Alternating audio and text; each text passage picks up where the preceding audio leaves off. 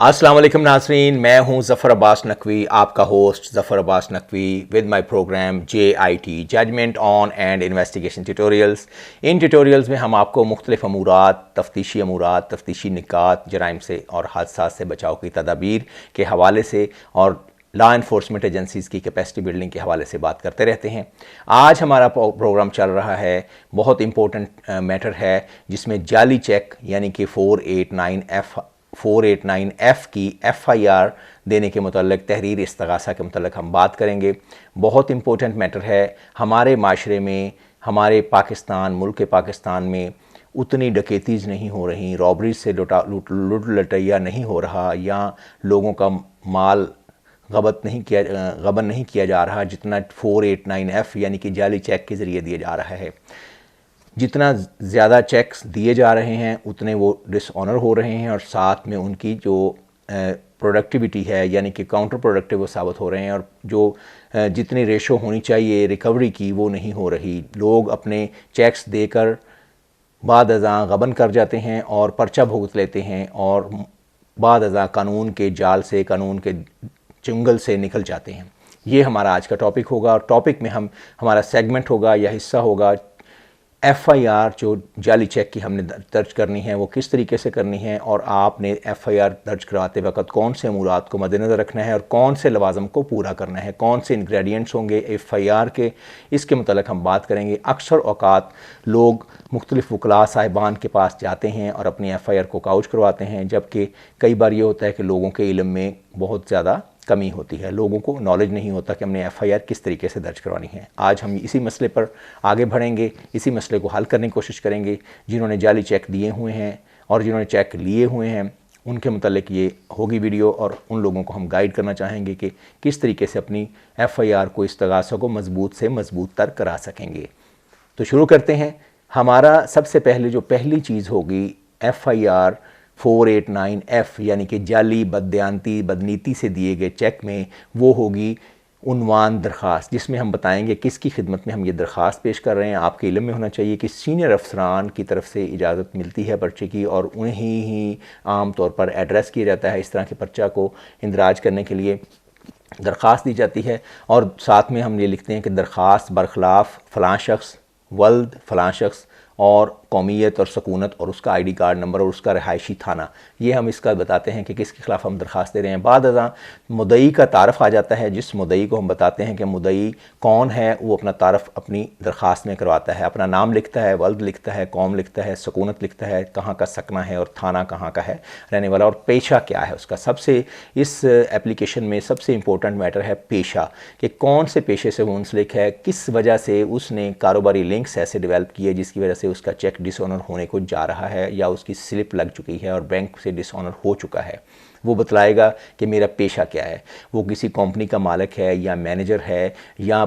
वो परचेज़र है, या किसी कंपनी के बिहाफ पे काम कर रहा है, या उसने ठेकादार है, ठेके पर कोई चीज़ ली हुई है, ठेके पर कोई काम कर रहा है, वगैरह वगैरह। जो ट्रांजैक्शन उसने किया वो उसकी नौइयत को बतलाएगा। सिमिलरली आफ्टरवर्ड्स वो पर्चा दर्ज कराने का क्या कानूनी इख्तियार और जवाज़ रखता है, ये भी वो बतलाएगा। कई बार ये होता है कि जो असल मालकान होते हैं, जिनको चेक डिसऑनर हो चुका होता है, वो बैरून मुल्क होते हैं या दूर दराज शहरों में होते हैं, उनकी तरफ से मुख्तार आम किसी ने हासिल किया होता है। जो मुख्तार आम हासिल करने वाली शख्सियात हैं वो भी बतला सकते हैं कि हमने इस वजह से हम इस पर्चा को दर्ज कराने के लिए ऑथोराइज्ड हैं। मुल्ज़म से ताल्लुक़ बताते हैं कि मुल्ज़म से ताल्लुक़ किस नौइयत का था, कहाँ कहाँ ये ताल्लुकात बने, किस किस स्टेज पर ये ताल्लुकात रहे, कहाँ तक उनकी पार्टनरशिप रही, कहाँ आना जाना रहा, कहाँ पर उनको धोखाधड़ी का आंसर शुरू हुआ, और नौइयत रिश्ता क्या था, साबका ताल्लुक़ क्या है, और एतमाद बनने की वजह और बुनियाद क्या बनी। ये वो वाज़े करेंगे अपनी इंदराज, इस FIR के इंदराज में अपने तारफ़ में बताएँगे। बाद अज़ां आफ्टरवर्ड्स हमने मुल्ज़म का नाम, मुल्ज़म की कौमियत, सकूनत, थाना, ID कार्ड नंबर और उसका फ़ोन नंबर, और जिस तरीके से उससे रब्ता हुआ, जिस फ़ोन नंबर से वो रब्ता करता रहा, और कारोबार की डील क्या हुई और डील की शराइत और ज़वाबत क्या हुई, उनके मुतल्लिक़ आपने वाज़े करना होगा। मुल्ज़म का तारफ़ इस तरीके से कराएंगी। इसके आफ्टरवर्ड्स इसके बाद अज़ां हमने बढ़ना है आगे की तरफ, जहाँ पे हम ये लिखेंगे कि मामलात क्या थे, कहाँ हुए, किस किस की वसासत से ये मामला तय पाए गए, कहाँ मुलाकातों का सिलसिला चला, मुश्तरका कारोबार था, रकम कहाँ खर्च की, किसने कितनी रकम खर्च की, मकान की तमीर पर हुआ, किस एवज़ मुतबादल के तौर पर यह तजवीज़ हुआ, चेक किस वजह से लिया गया, गारंटी के तौर पर लिया गया या बग़ैर गारंटी के लिया गया, और क्या शराइत तय की गई, क्या उन शराइत को किसी स्टाम्प पे, किसी सादा कागज़ पे, किसी पंचायत के रूबरू या किसी और गवाहान के रूबरू ये लिखा गया कि नहीं लिखा गया, ये भी आपने इसी में बताना है। और आखिर में इसी सेगमेंट में हमने मामलात जो दोनों फ्रीकैन के दरमियान चल रहे होंगे, इस सेगमेंट में हमने बताना होगा कि क्या इस शराइत पर अमल दरामद हुआ, क्या जो मुआहदात हुए थे उनकी मियाद कितनी थी और मियाद के अंदर ये सारे मुआहदात पर अमल दरामद हुआ कि नहीं हुआ, और कब और कितनी किस्तों में कहाँ कहाँ रकम वापस हुई अगर हुई तो। इसी तरह किसके रूबरू ये मामलात हुए, अगर कोई नुमाइंदा इस सिलसिले में मुकर्रर हुआ था, कोई पंचायत मुकर्रर हुई, कोई साइलसी मुकर्रर हुई, कोई एक्सचेंज हुआ, तो आपने ये भी बड़ा वजाहत के साथ अपनी FIR की तहरीर में इंदराज करवाना है। इसके अलावा गवाहान बहुत ज़रूरी हैं। गवाहान कौन कौन से थे, किस गवाहान के सिलसिले में किस के सामने मांगे गए, क्या कर्ज़ के तौर पर मांगे गए कि नहीं, किसके सामने आपने पैसे दिए, और पैसे रकम किस सूरत में दिए गए, नकद दिए गए, ड्राफ्ट के ज़रिए दिए गए, चेक के ज़रिए दिए गए, बैंक ट्रांजैक्शन के ज़रिए दिए गए, ऑनलाइन दिए गए, ये व्हाटएवर आपने जो पहले आपके साथ गुजर चुका है वो आपने लिखना। और चेक जो है किसके सामने दिया गया, किसके रूबरू डील हुई चेक देने की, और चेक देने की वजूहात मुलज़िम की तरफ से क्या थी, ये आपने अपनी FIR में दर्ज करना है। अब आ जाती है तफसील चेक, कि चेक की तफसील क्या है, चेक किस लिए दिया गया, किस नोयत का चेक था, कितनी तादाद के चेक्स थे, कितनी अमाउंट थी, कितने स्टेजेस पर अमाउंट चली, आपस में डीलें कितनी हुई और कितनी बार आपकी ट्रांजैक्शंस हुई, ट्रांजैक्शंस के मुताबिक चेक दिए गए या इकट्ठा चेक दिया गया या बादस पंचायत चेक दिया गया, ये आपने वजाहत में बताना है। इसकी चेक की नंबर बताना है आपने, मालियती कितने मबलग का है, इसकी मालियत बतानी है, हर चेक की आपने मालियत बतानी है, और मजारिया कौन सा बैंक का है और बनाम किसकी है, यानी किसके हक़ में ये चेक जारी किया गया है, और इसकी मोरखा तारीख बतलानी है, बैंक का नाम बतलाना है, ब्रांच बतलानी है, और ब्रांच का कोड भी साथ में लिखना है, और साथ में आपने रूबरू किस सिलसिले में ये दिया था, गारंटी में दिया था, कैश होने के लिए मुकर्ररा वक़्त तक दिया गया था, और कब कहाँ बैठकर जारी किया गया और किसके रूबरू दिया गया है, ये तफसील आपने बतानी है चेक की। जो चेक इन क्वेश्चन होगा या चेक्स इन क्वेश्चन होंगे, आपने तफसील को वाज़े बतला देना है।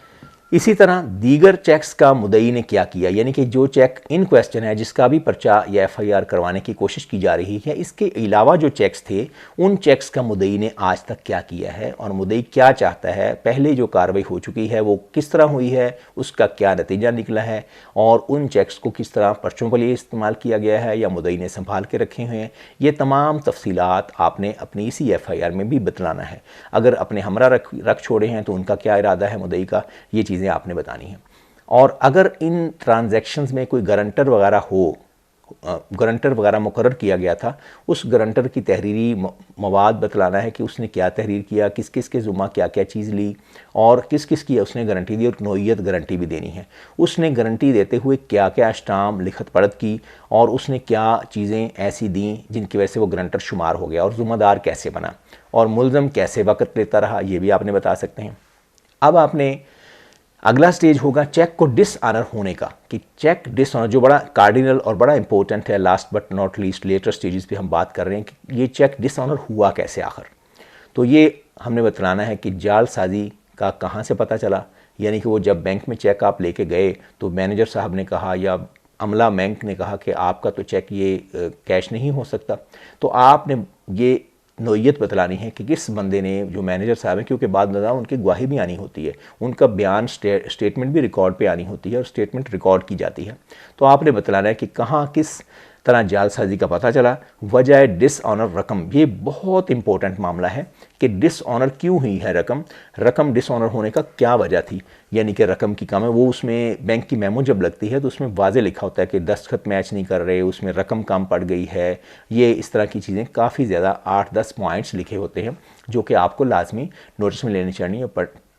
चाहिए और पढ़ने चाहिए। लेकिन आपका जो चेक डिसऑनर होगा वो किसी एक वजह से होगा, तो आपने वो वजह अपनी FIR की तहरीर में लाजमी तहरीर करनी है। बताना है कि जॉइंट अकाउंट था, जैसे वजूहात ये हो सकती है जॉइंट अकाउंट था, ये अकाउंट किसी शख्स या कंपनी के नाम का था, या वो शख्स अपना उसने अकाउंट बंद कर दिया है, या ये इस तरह की चीज़ें आप अहाता तहरीर में ला सकते हैं। तो या वक़्त पर जो आम तौर पे वजह जो मुस्तमल जो सबसे ज़्यादा इस्तेमाल होने वाली या एक फ्रीक्वेंट वजह है कि आपका चेक डिसऑनर वक़्त पर नहीं, आपका चेक कैश नहीं हुआ वक़्त पर, टाइमली चेक ऑनर नहीं हो सका, लिहाजा ये डिसऑनर चेक कहलाएगा। इसके बाद आपने बताना है कि कौन से बैंक में आपने जमा कराया, कब आपने जमा कराया और उसका रिज़ल्ट क्या निकला। बैंक बताएंगे जमाशुदगी वाला, अगर आपने ऑनलाइन अपने अकाउंट में जमा कराया है तो उसका भी आप बताएंगे, और जिस बैंक से डिसऑनर होकर स्लिप लगी है उसका भी आप बतलाएंगे। ये भी आप तहरीर में लाएंगे, किसने कब कहाँ किसके बैंक अकाउंट में जमा कराया। और बाद में आपने बताना है हालत परेशानी मुदई, यानी कि मुदई को चेक डिसऑनर के बाद कैसा फ़ील हुआ, उसके क्या मसाइल बने और उसको क्या क्या परेशानियाँ ऊद कर आईं, ये भी आपने लिखना है। बाद अज़ां आपने एक सेगमेंट होता है इस FIR में जो पुलिस अफसरान या हमारी लॉ इन्फोर्समेंट एजेंसीज़ के ऑफिसर्स इस्तेमाल करते हैं कि मुलज़म से किस किस नौइयत का रब्ता कब कब किया गया और मुदई की तरफ से क्या रवाबत किए गए बगरज़ कि आपका चेक डिसऑनर हो गया है, अब आप आके एक्सप्लेन करें, और क्या लीगल नोटिस आपने उनको भेजे हैं मुलज़म को कि वो बतला सके कि आपका चेक किस तरह डिसऑनर हुआ है और वो जवाब दे सके मुदई के काउंसिल को या मुदई को या अदालत में। इस हवाले से आपने अपनी जो काविशें हैं और कोशिशें हैं वो आपने बतानी हैं, मुलज़म से क्या रब्ता किया गया और उसने क्या जवाब दिया, ये भी आपने काउच करना है। जैसे किस किस चेक डिसऑनर होने पर रवाबत रूबरू किसके हुए, मुलज़म से किया गया, किसके रूबरू किया गया, उसने क्या वादा वईद किया, लीतो लाल और हामी भरी के नहीं, बिलमुशाफा गुफ्तगू हुई तो वो बतलाना है। आपने फ़ोन पर अगर दरख्वास्त की गई है उसको मुलज़म को और उसने फ़ोन काट दिया या फ़ोन बंद करके फ़रार हो गया, शहर छोड़ गया, तो ये चीज़ें आपने तहरीर करनी है। बाद में साफ इनकारी अगर हो जाता है या बदकलामी करता है, संगीन अक्सर लिखा होता है कि बदकलामी की संगीन नताइज की धमकियाँ देने लगा, मीडिया या एजेंसी किसी के ज़रिए उठवाने की धमकी देने लगा, जान से मारने की धमकी दी और ये कहा कि जाओ मेरा पर्चा करा दो, चेक फाड़ दूंगा, ये इस तरह की चीज़ें। और जो चंद चेक उसने फाड़ दिए, चंद चेक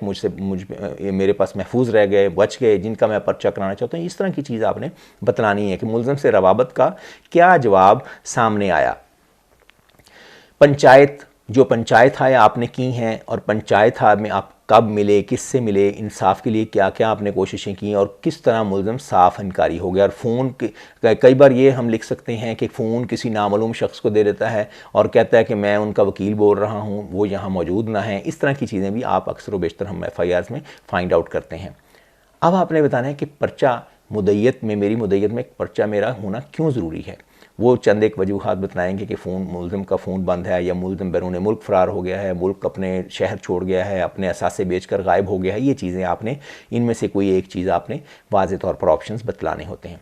अगर पर्चा लेट दर्ज हो रहा है और आपकी तरफ से डिले आया है तो उस डिले को कवर करने के लिए आपने डिले को लाजमी कवर करना है और डिले को आपने इस तरीके से कवर करना है और कुछ वजूहात जो जेन्युइन वजूहात साबित हो जाएं और बाद वो साबित भी हों तो वो भी आपने बतलानी। जैसे कि मुलज़म फ़रीक वक़्त लेता रहा है, पंचायत होती रही है, इकरारनामा तहरीर किया था, उसने स्टेजेस तय कर दिए थे, किस्तें मेरी करा ली थी, बज़रिया मुअज़्ज़िज़ीन सुलह की कोशिश होती रही थी। ये चीज़ें आपने लाजमन लिखनी हैं और उसमें बतला देनी है। उनमें से एक वजह बता देनी है कि मेरे इस वजह से पर्चा दर्ज करने की वजह मैं कानून का दरवाज़ा मैंने अभी इसलिए लेट खटखटाया है क्योंकि मैं इन कामों में मुलव्वस था या मैं पंचायत में कोशिश कर रहा था या मैं बज़रिया पंचायत मसाइल का हल करना चाह रहा था। आखिर में आ जाएंगे इख्तितामी कलमात और इस्तदा सेक्शन कानून। इख्तितामी कलमात में बहुत इम्पोर्टेंट सबसे जो बहुत रेलेवेंट और एप्लीकेबल जो चीज़ है वो सबसे ज़्यादा वो ये है कि आपने इख्तितामी कलमात में क्या लिखना है, क्योंकि इन्हीं कलमात की बुनियाद पर आपकी सेक्शन अप्लाई होनी है और इन्हीं कलमात की बुनियाद पर आपका जुर्म एस्टैब्लिश होना है। आपने क्या लिखना है मैं थोड़ा सा आपको गाइड करना चाहूँगा, अगर आप को ये पसंद आए। फ़िक्रे हमारे बड़ी मेहनत से ये कशीद किए गए हैं। मुलज़म ने दीदा दानिस्ता बदनीति बददयानती से जाली धोखादही फ़रार जालसाजी की नीयत से एतमाद को ठेस पहुंचाते हुए जाली बोगस फ़र्ज़ी चेक बाउंस चेक देकर हमारी रकम खुर्द बुर्द करके हथिया ली है। ये फ़िक्रा अगर लिखेंगे तो कितना मजबूत और एप्लीकेबल और आपकी एप्लीकेशन में कितनी जान आ जाएगी और आपका पर्चा किस मजबूती से होगा आप खुद अंदाज़ा लगा सकते हैं। आखिरी बात जो सबसे लास्ट बट नॉट लीस्ट और बड़ी इंपॉर्टेंट और बड़ी दिलचस्प कि आपने इस्तदा करनी है किससे, अपने ऑफिसर से, SHO साहब से और सीनियर अफसरान से कि आपने किस तरीके से पर्चा दर्ज करना है कि पर्चा हमारा दर्ज कर दिया जाए। वो आप बता सकते हैं कि कानूनी कार्रवाई करके मेरी सामान, रकम या मेरी गारंटी शुदा चेक या मेरी चीज़ें या मेरा जो नुकसान हुआ है वो मुझे वापस दिलवाया जाए और मेरा पर्चा दर्ज कर दिया जाए। इस तरीके से आप 489 का ओवरऑल जो पर्चा है वो करवा सकते हैं। इसमें वेरिएशंस आ सकती हैं, इसमें हालात तब्दील हो सकते हैं, इसमें मुख्तलिफ़ चीज़ें वैरायटी आ सकती है और मुख्तलिफ जो हालात हैं वकूआ के वो डिफरेंट हो सकते हैं। लेकिन चेक डिसऑनर के सिलसिले में जो FIR का हमने मतन आपको दिया है, ये बेसिक्स इसके जो स्केलेटन है वो यही रहेगा। नादरीन, मुझे उम्मीद है कि आज का प्रोग्राम आपको पसंद आया होगा। अगर आपको हमारा चैनल पसंद आ रहा है, हमारी प्रेजेंटेशन पसंद आ रही है, हमारी स्टूडियो सेटिंग पसंद आ रही है, हमारी रिसर्च पसंद आ रही है, तो प्लीज़ चैनल को लाइक कीजिएगा, सब्सक्राइब कीजिएगा ताकि हमारी हौसला अफजाई हो जाए। और इसके अलावा हम इसी तरह की वीडियोज़ आपके लिए लाते रहें। अगर आप हमारे साथ जॉइन हैंड्स करना चाहते हैं मनशियात के ख़िलाफ़ तहर्रक में, मनशियात के इक़्तिदारक में और मनशियात के ख़िलाफ़ मुख्तलिफ़ एजुकेशनल इंस्टीट्यूशंस में सिम्पोजिया के लिए, वॉक्स के लिए या लेक्चर्स डिलीवरेंस के लिए, तो प्लीज़ ज्वाइन कीजिएगा drug demand reduction advisory training advisory hub, गड़ी शो लाहौर में सैयद मोहसिन गिलानी और सैयद जुल्फ़कार हुसैन गिलानी के साथ। आज का प्रोग्राम देखने का शुक्रिया। अल्लाह हाफिज़।